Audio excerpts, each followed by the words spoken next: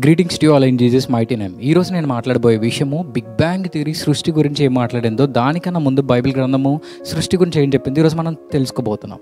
Right, ముందుగా ఈ big bang థియరీని introduce చేసింది జార్జ్ లెమైటర్ అనే ఒక వ్యక్తి, ఒక బెల్జియన్ రోమన్ క్యాథలిక్ ప్రీస్ట్. 1927లో ఈ యొక్క థియరీని ఇంట్రొడ్యూస్ చేయడం జరిగింది. ఇతను ఒక కాస్మాలజిస్ట్ కూడా. ఈ యొక్క బిగ్ బ్యాంగ్ థియరీ మనతో ఏం మాట్లాడుతుందంటే, ఒక సింగిల్ అణువు నుంచి, ఒక సింగిల్ మాలిక్యూల్ నుంచి ఎక్స్పాండ్ అవుతూ ఈ యొక్క యూనివర్స్ అనేది, ఈ యొక్క సృష్టి అనేది కలగడం జరిగిందని ఈ థియరీ మనకు బోధిస్తుంది.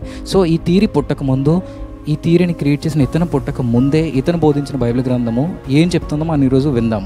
జకర్యా గ్రంథము 12వ అధ్యాయము 1వ వచనం మనం చదివినట్లయితే, ఆకాశ మండలమును విశాలపరిచి భూమికి పునాది వేసి మనుషుల అంతరంగంలో జీవాత్మను సృజించు యెహోవా సెలవిచ్చినది ఏమనగా అని రాయబడి ఉంది.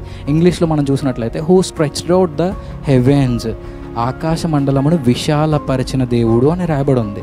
సో ఆకాశ మండలాలని, అంటే ఈ యొక్క విశ్వాన్ని ఎక్స్పాండ్ చేసిన దేవుడు, ఎక్స్పాన్షన్ గురించి మనం ఇక్కడ చూడగలుగుతున్నాం.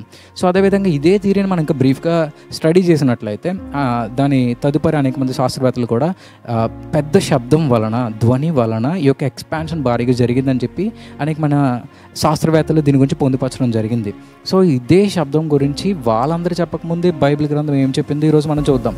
ఆదికాండము 1వ అధ్యాయము 3వ వచనంలో ఈ మాట ఉంటుంది. ఏమంటే, దేవుడు అని యెహోవా వెలుగు కమ్మని పలకగానే వెలుగు కలిగెను అని ఉంది. ఆయన పలికిన మాటే శబ్దం. ఆయన పలికిన మాట పలికిన వెంటనే సృష్టి కలగడం స్టార్ట్ అయింది, వెలుగు కలగడం స్టార్ట్ అయింది. చీకటి ఉన్న అగాధము పైన వెలుగు విస్తరింపడం జరిగింది. సో అదేవిధంగా ఆయన నోటి నుంచి వచ్చిన శబ్దము, ఆ ధ్వనే వలనే ఎక్స్పాన్షన్ జరిగింది. సో బిగ్ బ్యాంగ్ థియరీ చెప్పక ముందే ఈ యొక్క విషయాలను మనం ఇక్కడ బైబిల్ గ్రంథంలో చూడగలుగుతున్నాం. ఆమేన్. సో అదేవిధంగా హెబ్రీ గ్రంథకర్త ఇదే మాట అంటూ ఉంటాడు. ఏమంటే, హెబ్రీలకు రాసిన పత్రిక 11వ అధ్యాయము 3వ వచనంలో మనము బాగా గమనించినట్లయితే, ఈ ప్రపంచములు దేవుని వాక్యం వలన నిర్మాణమైనవి అని చెప్పేసి అక్కడ హెబ్రీ గ్రంథకర్త మాట్లాడతాడు. అంటే ఈ ప్రపంచాలు, ఈ కలిగి ఉన్న విశ్వం అంతా కూడా దేవుని వాక్కు వలన, వాక్కు అంటే మాట, దట్ ఈస్ సౌండ్, దేవుని వాక్ వలన వచ్చిన సౌండ్ వలన ఈ యొక్క విశ్వం అంతా కలిగిందని చెప్పి హెబ్రీ గ్రంథకర్త అక్కడ చెప్పడం జరిగింది. సో అదేవిధంగా సైన్స్ ఈ క్రియేషన్ కోసము ఒక 5 ఫండమెంటల్ ప్రిన్సిపల్స్ని ఫాలో అవుతూ వచ్చింది. క్రియేషన్ ఎలా జరిగిందంటే, ఈ 5 ప్రిన్సిపల్స్ని ఫాలో అవుతూ, 5 సూత్రాలని ఫాలో అవుతూ వచ్చిందని చెప్పి మన ఫిజికల్ సైన్స్ నుంచి మనం నేర్చుకున్నాం. ఈ 5 సూత్రాలు ఈరోజు నేను మీతో మాట్లాడబోతున్నాను.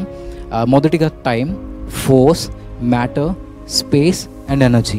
ఈ 5 సూత్రాలని ఫిజికల్ సైన్స్ మనకి చెప్పకముందే ఈ 5 సూత్రాలని ఫాలో అవుతూ ఈ యొక్క క్రియేషన్, ఈ యొక్క సృష్టి జరపబడింది అని చెప్పి బైబిల్ నుండి ఒక సింగిల్ వచనంలోనే మీకు ఈ 5 ప్రిన్సిపల్స్ని నేను చూపించడానికి సిద్ధంగా ఉన్నాను. మనందరూ చెక్ చేసినట్లయితే ఆదికాండము 1వ అధ్యాయము 1వ వచనం మనం చదివినట్లయితే, ఆది అందు దేవుడు భూమి ఆకాశంలో సృజించునని రాయబడి ఉంది. ఇంగ్లీష్లో చూసినట్లయితే, in the beginning God created the heavens and the earth అని రాయబడి ఉంది. సో ఇది మనము ఈ వచనాన్ని సరిగ్గా గమనించినట్లయితే, ఆది యందు టైంని మెన్షన్ చేస్తుంది, ఫస్ట్ ప్రిన్సిపల్. నెక్స్ట్ దేవుడు అనే వ్యక్తి ఫోర్స్, అద్వితీయ శక్తి, అదృశ్యమైన శక్తి. సో నెక్స్ట్ భూమిని సృజించాను, భూమిని ఆకాశమును సృజించాను. భూమి అనేది మ్యాటర్, ఆకాశం అనేది స్పేస్, సృజించాను. ఎనర్జీ ద్వారా సృష్టి జరిగింది, దేవుడిచ్చిన ఎనర్జీ ద్వారా సృష్టి జరిగింది. ఈ 5 ప్రిన్సిపల్స్ ఒక్క అధ్యాయంలో, ఒక్క వచనంలో పొందుపరచడం మనం ఇక్కడ చూడగలం. సైన్స్ కన్నా ముందు దేవుని వాక్యము ఇవన్నీ పొందుపరుచుకుంది. బికాజ్ ఈ క్రియేషన్ జరిగింది దేవుని వలన, ఆయన మాట వలన వచ్చిన ధ్వని వలన ఈ సృష్టి జరిగింది. ఈ సైన్స్ కూడా కలిగింది ఆయన వలనే. ఆయన క్రియేట్ చేసిన సృష్టి, సైన్స్ ఆయన చేసిన సృష్టి మీద డిపెండ్ అయి ఉంది అని ఈ యొక్క వచనాలని మనం బ్రీఫ్గా చదివినట్లయితే ఇవి గమనించగలం. కాబట్టి బిగ్ బ్యాంగ్ థియరీ కన్నా ముందు, బిగ్ బ్యాంగ్ థియరీని కనిపెట్టే శాస్త్రవేత్తలు, నెక్స్ట్ వచ్చిన అనేక మన థియరీస్ కన్నా ముందే బైబిల్ గ్రంథంలో దేవుడు ఇవన్నీ పొందుపరచడం జరిగింది. దీన్ని బట్టి సంతోషిస్తున్నాము, దేవుని కనపరుస్తున్నాము. అదేవిధంగా ఇటువంటి అనేకమైన విషయాలను మనం బైబిల్ చదివినట్లయితే, అనేకమైన విషయాలను బైబిల్ని ధ్యానించినట్లయితే దేవుని యొక్క ఆత్మ ద్వారా మనం ఇవన్నిటిని తెలుసుకోగలం. ఆమేన్.